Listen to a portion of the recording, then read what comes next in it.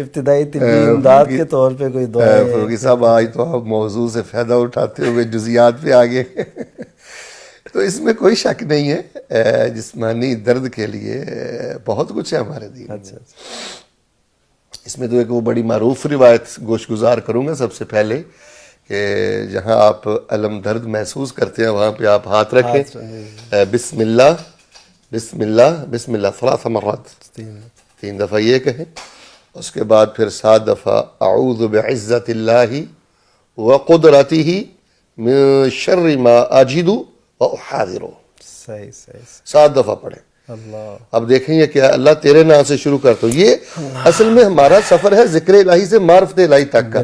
اگر ہم ناظرین کے گوش گزار یہ خزانہ نہیں کر سکے تو محض اذکار دینا بھی ہماری اصل منزل نہیں ہے۔ نہیں ہے، ہم چاہتے ہیں کہ وہ ذکر الہی سے معرفت الہی تک پہنچے، اور راستے میں شرک و بدعات، رسوم رواج اور خرافات کی جتنی کھائیاں ہیں ان کو کراس کرتے ہوئے بالکل توحید و سنت کے صافی چشمے تک پہنچے۔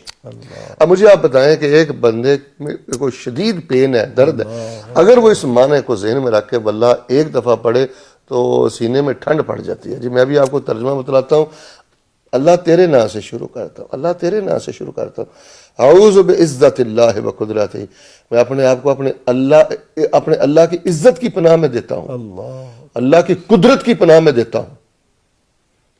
اب مجھے بتائیں اللہ کی جلالت، عزت اور قدرت کے مقابلے میں اس پین کی کیا حیثیت ہے؟ اگر انسان یہ پڑھتے ہوئے تھوڑی سی کیفیت خود پہ طاری کرے، اعوذ بعزت اللہ وقدرتہ من شر ما اجد واحاذر، اللہ تعالیٰ جس کا مجھے اندیشہ ہے، جو میں محسوس کر رہا ہوں، میں خود کو تیری عزت اور قدرت کی پناہ میں دیتا ہوں، مجھے چھٹکارا دے دے۔ یعنی اس کے بعد بھی تکلیف جو بڑھنے کے خدشات ہوتے ہیں اس سے بھی پیشگی ہم روایت میں آتا ہے، وہ صحابی بیان کرتے ہیں کہ دورہ جاہلیت میں مجھے بڑی پین تھی، بڑا پرابلم تھا، بہت کچھ میں نے کیا، کروایا، والش بھی کروائی اور میڈیسن وغیرہ بھی لیتا رہا، بہت کچھ میں کرتا رہا۔ جب میں نے کلمہ پڑھا تو میرے دل میں یہ شوق آیا کہ رسول اللہ کو بتلاتا ہوں صلی اللہ علیہ وآلہ وسلم۔ یعنی صحابہ کا یہ بھی مائنڈ تھا کہ یہاں سے جسمانی صحت کے لیے بھی خیر خزانے ملتے ہیں۔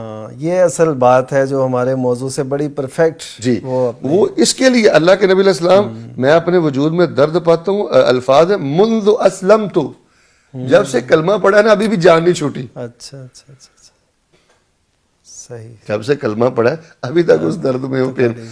آپ نے فرمایا پھر آپ ایسے کرو، بسم اللہ بسم اللہ بسم اللہ اعوذ بعزت اللہ وقدرتہ من شر ما اجد واحاذر، کہتے ہیں میں پڑھتا رہوں، اللہ پاک نے درد کو جڑ سے ایسے ختم کر دیا کہ کبھی مجھے درد ہوا ہی نہیں۔ اللہ۔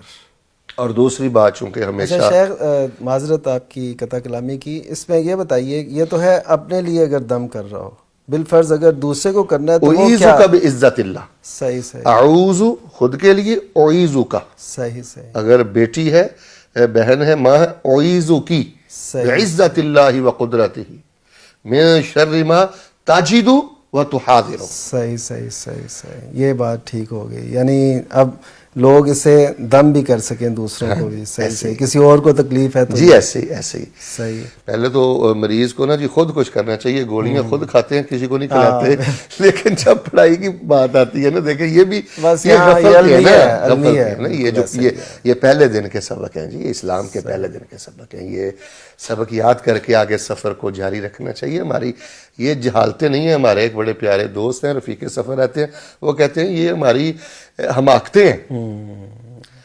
تو ایک تو یہ دعا ہے جی، دوسرا یہ ہے کہ ہماری مائیں بہنیں بیٹی ہیں بالخصوص، اور جو مزدور طبقہ ہے جی جی، اگر وہ چاہتے ہیں کہ دن بھر کی ساری تکن اور درد وغیرہ یہ چیزیں ختم ہو جائیں تو وہ رات کو سوتے وقت تسبیحات فاطمہ کا التزام کیا کریں۔ صحیح صحیح صحیح، بڑی اہمیت۔ سبحان اللہ 33 مرتبہ، الحمدللہ 33 مرتبہ، اللہ اکبر 33 مرتبہ، اور آخر میں لا الہ الا اللہ وحدہ لا شریک لہ لہ الملک و لہ الحمد وہو علی کل شیء قدیر۔ اور اگر وقت کی قلت ہو تو کم از کم 10 دفعہ۔